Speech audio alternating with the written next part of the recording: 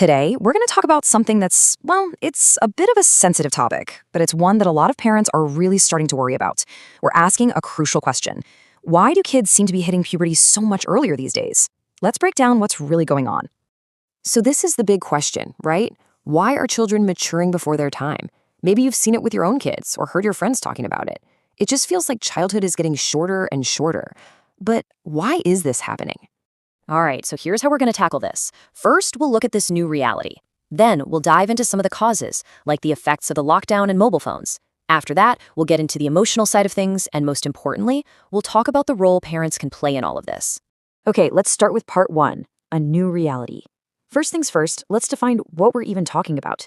There's a medical term for it, sure, but what does this shift in childhood development actually look like? And how much has the timeline for growing up really changed? Wow, okay, this really puts it into perspective, doesn't it? I mean, traditionally, the medically accepted age for puberty in girls was somewhere between 10 and 12 years old. But today, doctors are seeing the first signs in kids as young as 8 or 9. That is a huge and frankly a pretty concerning shift. So what are we even looking for? Well, these are the pretty clear physical signs that things are changing. For girls, it's often breast development. For boys, you might notice their voice getting deeper or some facial hair starting to grow. And for both boys and girls, things like hair growth in private areas. These are all signs of a process that seems to be starting years ahead of schedule. Okay, so the big question is, why? What's causing this change? Well, one of the biggest factors that experts are pointing to is something we all went through, the lockdowns. How could staying indoors actually speed up hormonal changes? Let's take a look. And it's kind of like a chain reaction, which this slide lays out really clearly. It starts with kids being stuck at home, right? They couldn't go out and play. For a lot of children, that lack of physical activity led to some pretty significant weight gain. And here's the key connection. Research has shown a link between higher body fat and the speeding up of hormonal processes. It basically put the onset of puberty on a fast track. But it wasn't just about what kids weren't doing, like playing outside. It was also about what they were doing. And that brings us to the elephant in the room, the constant presence of mobile phones. And look, let's just be real for a second. When you give a kid a smartphone, you're basically handing them the keys to the entire internet. And through that, they're stumbling upon things, mature themes, and content that their young minds are just not equipped to handle or understand. And this kicks off a really powerful and kind of scary cycle. A kid sees something online they don't get.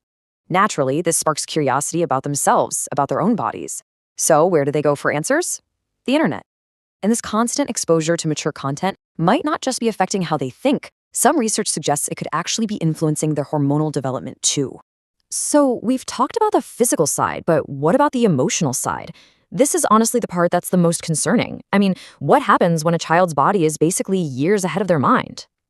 This quote, wow, it just gets right to the heart of it. A kid going through these changes so early is often just completely confused. Think about it. They're dealing with these major physical shifts, but they don't have the emotional maturity to understand any of it. It can leave them feeling totally lost and alone. And if you look at the emotional impact, it's huge. For the child, there's this massive sense of embarrassment and confusion, feeling different from all their friends. And of course, for the parents, it creates this incredible amount of worry watching your child go through something they're just not ready for. And that's really the core of the problem, isn't it? You've got a kid who might look like a teenager on the outside, but inside, they are still just a child. They're simply not prepared for the social and emotional weight that comes with these physical changes. Okay, so after all that, you're probably wondering, what on earth can we do about this? And that's the most important question, right? The good news is there are real, actionable steps parents can take to help protect childhood. So let's break down 3 really simple but super powerful actions. Number 1, send them outside to play. Seriously, physical activity, running around, even playing in the dirt, it's all absolutely crucial for normal, healthy development. Number 2, limit the phone time, actively manage it, and set clear boundaries. And number 3, and this one is so important, let children be children. Treat them according to their actual age, not how they look physically. At the end of the day, it really boils down to this one simple truth. No matter how digital our world gets, no matter how much things change, the fundamental needs of a child, they stay the same. And our job is to protect that. And that leaves us with one last really big question we all need to ask ourselves. In this fast-paced, always-on digital world, are we accidentally pushing our kids to grow up too fast? And in doing so, are we snatching away the very essence of their childhood? It's definitely something to think about.